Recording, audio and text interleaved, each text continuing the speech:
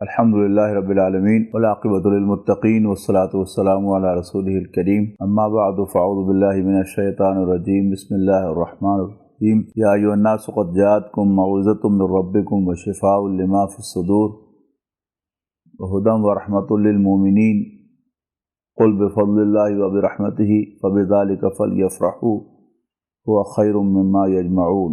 یہ کتابچہ ہے جی قرآن حکیم اور ہماری ذمہ داریاں۔ بسم اللہ الرحمن الرحیم۔ پہلا ہیڈنگ ہے قرآن ایک عظیم ترین دولت۔ ہمارے گھروں میں ایک ایسی کتاب ہے جس کا بہت احترام کیا جاتا ہے۔ اس کتاب کو ہم عمدہ غلاف میں لپیٹ کر گھر میں کسی اونچی جگہ پر رکھتے ہیں کہ اس کی بے ادبی نہ ہو۔ کبھی کبھی گھر کا کوئی بزرگ اسے کھول کر بہت اہتمام سے باوضو ہو کر پڑھ بھی لیتا ہے۔ بعض دینی گھرانوں میں تو گھر کے سب افراد باقاعدگی سے اسے پڑھتے ہیں اور بچوں کو بھی اس کی تعلیم دینے کا اہتمام کیا جاتا ہے، لیکن زیادہ تر گھروں میں اس کتاب کو پڑھنے کا کوئی اہتمام نظر نہیں آتا اور اسے محض ایک مقدس کتاب کے طور پر گھر میں کسی اونچی جگہ پر رکھ دیا جاتا ہے۔ آپ سمجھ گئے ہوں گے کہ جس کتاب کا ہم ذکر کر رہے ہیں وہ قرآن مجید ہے۔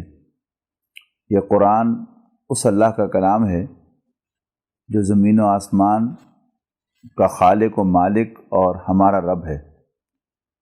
یوں تو ہم پر اللہ تعالیٰ کے احسانات اس قدر ہیں کہ ہم زندگی بھر اس کا شکر ادا کرتے رہیں تب بھی وہ ان احسانات کا بدل نہیں ہو سکتا۔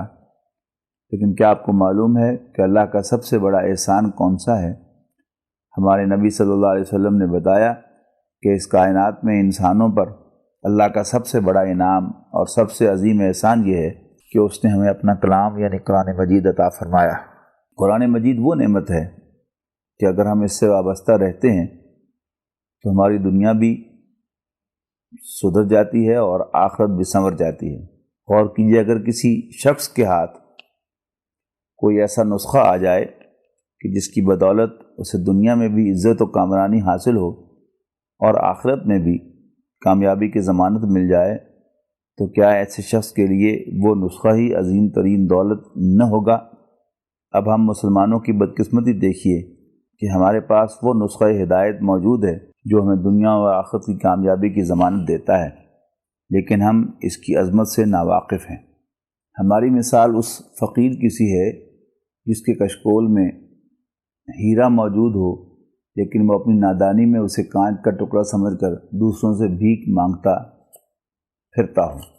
چنانچہ ہمارے لیے ضروری ہے کہ سب سے پہلے تو قرآن کی قدر و قیمت کا شعور حاصل کریں۔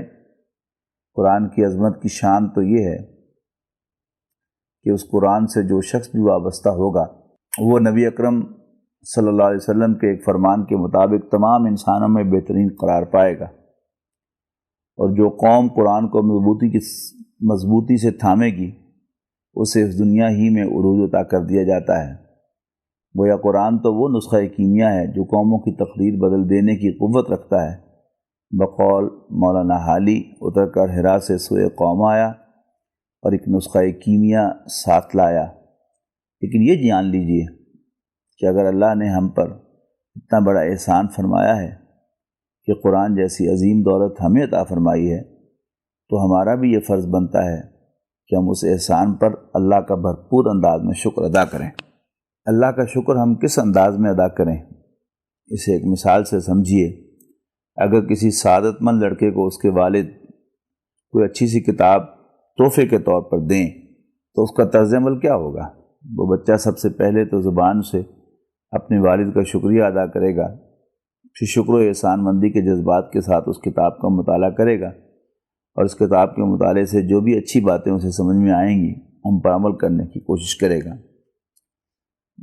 دراصل اسی طرح کا طرز عمل ہمارا قرآن کے ساتھ بھی ہونا چاہیے، یعنی یہ ہمارا فرض ہے کہ ہم اس قرآن پر ایمان لائیں، 2 اس کی تلاوت کریں، 3 اس کو سمجھیں اور اس پر غور و فکر کریں، 4 اس پر عمل کریں اور 5 اسے دوسروں تک پہنچائیں۔